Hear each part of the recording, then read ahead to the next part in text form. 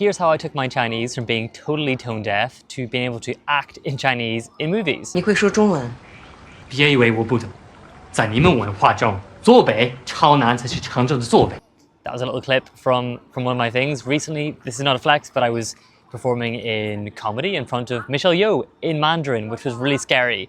And when I think 10 years ago, when I was really struggling with textbooks, learning all the Chinese, I could not have imagined that I've gotten this far because it did not come naturally to me at first. So in this video, I'm going to tell you all the techniques I used. To me, they seemed just very, I don't know, just very natural. But I've never heard of anyone come across them. I think they're all a bit weird and they're mostly fun. So I hope you can, if you're here, if you're learning Chinese, or if you're just curious about my journey out here, how I tackled the difficult beast of learning the Chinese language, please join. I studied a little bit of Chinese at university, a couple of hours a week.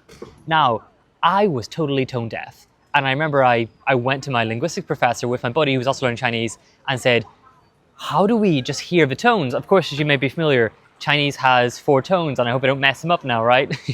Like ma, ma, ma, ma, right? Those mean 4 totally different things. You know, ma, mother, ma, numbing, ma, horse, ma, to tell someone off. So being totally different things. I just could not hear it.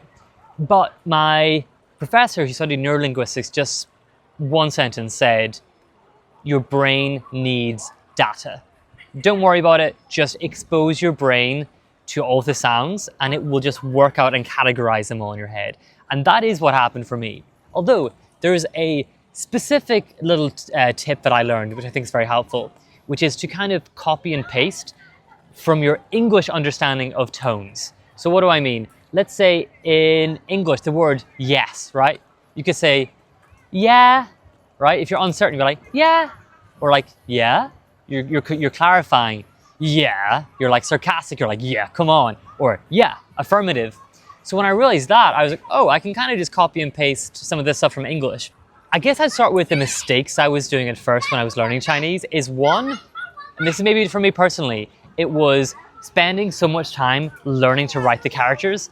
It is much easier to recognize than reproduce. So put your efforts somewhere where they are better leveraged, which is for me, I could learn to recognize and type one character, say 15 characters in the time it might take me to learn how to write one. So that's one big tip. Just frick the characters, I'm sorry. Apologize to 4,000 plus years of Chinese culture and history. I don't have the brains for that. So I just went straight for the opinion. Other thing is make Chinese learning addictive. So have you ever noticed, you sat down to learn your Chinese, right, in your textbook, you have it in front of you, and then you're like, oh, let me just reply to a message on Instagram, right? Don't fight that urge, use that urge, and study Chinese through social media. So what I mean is, make and post videos on Chinese social media. You could, look, Chinese people give us way too much time, more than we deserve. You can make a little vlog describing what you did today in Chinese. You could be like, 哦，就是我在美国每天吃饭，我们一般吃这些东西，可能没有习惯 but this is what we eat in America. This you may not be used to it, and you just like share what you eat, share what you do, share your hobbies. Not a sponsor, but Hello Talk is very good. Whenever a lot of the gains I made from learning Chinese were actually in the UK. I spent a couple of months back home, and I was preparing for HSKs, which are the Chinese level, 汉语水平考试 HSK. And so I actually, by going on Hello Talk and just messaging people and having, honestly, when I look back, quite cringe 45-minute phone calls with Chinese people being like, oh, what do you do? Hello, nice to meet you. Going through all that stuff, I really practice my Chinese much more than I do actually nowadays, right? Because nowadays, the interactions that I have are very rote. I'm getting into a Didi, a taxi. I'm going to the shop. We may not even need words, or if they do, they're very, you know, they're in a very small context. They're not going to be very broad like you normally have in a conversation. Often, apart from my Chinese friends and stuff, right? But it can typically be quite limited. So that's what I would suggest is a really good place to start. Weird trick to learn Chinese is I found connecting the tone to the character to the meaning. Quick example. Let's say the word table in Chinese, 桌子. The main character is 桌. draw. So I would connect those things by thinking of someone drawing on a table. Draw, right? So that would help me remember table, it means table. Draw, that's like an action. And what are we drawing? This, which is the tone, right? Draw.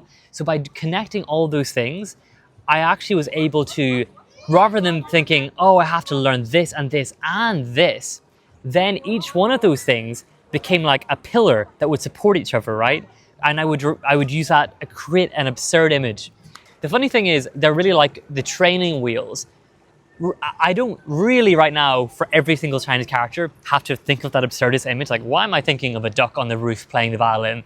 But at the time, that helped like burn that image in, and then I learned it, but whilst forgetting the actual original association, and that's what you want. So I found that really fun.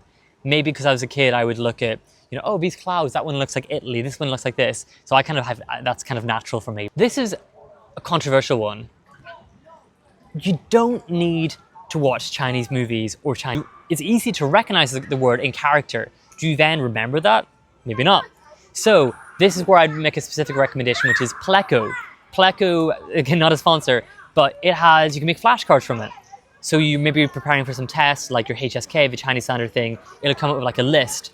And then within that, it spits out these some flashcards. And within that, Pleco has a thing where it's like, oh, you keep messing up on this character, right? You look at the Chinese, you're like, oh, what's that? I give up, I got it wrong. And it studies that, and then it sends you them back again. Like, these are the words which you're struggling with most. So that's a really fun thing to work on. That's like brutal, and it works. Another thing that you'll hate me for suggesting, but will work for improving your Chinese accent, is record yourself speaking and listening to it back. It is painful, both boring, and you have to listen to your own annoying voice, which I have to do for these videos, I'm sorry. Here's what happens when you're trying to work on your accent, and I learned this partly from asking my linguistics professors at the time. If you're talking, you're saying words in Chinese or language, it is hard to simultaneously talk and listen at the same time. You feel like you're doing it, but when you record yourself and play it back, you actually are much stronger at the listening part. You can really hear what the mistakes are that you're saying, because your focus is not on producing the sounds in the first place, which just takes a lot of effort. So, oh, there's a lot of aunties walking past here. I'm getting some attention. Oh dear.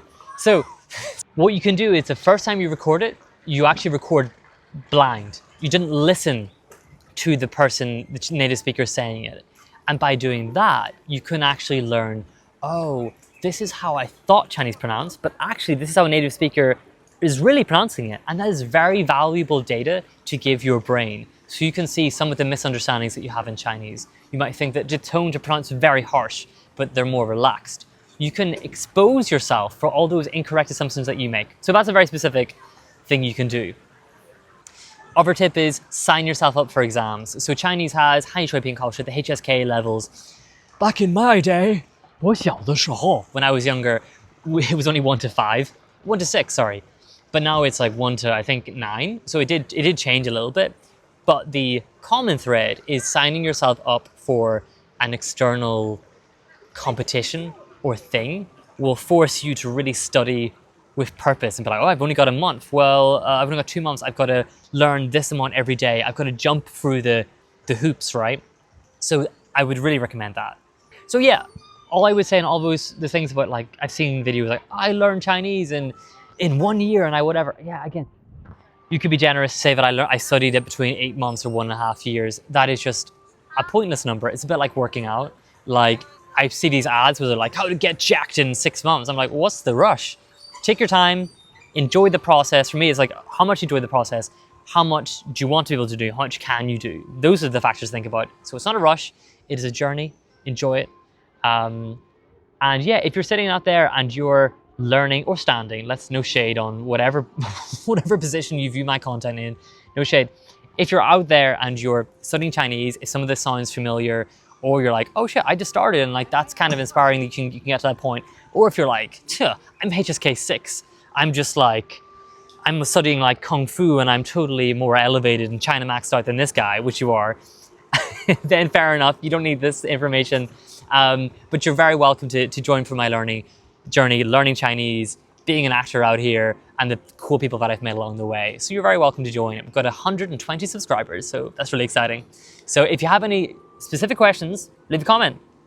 Yeah, see you guys.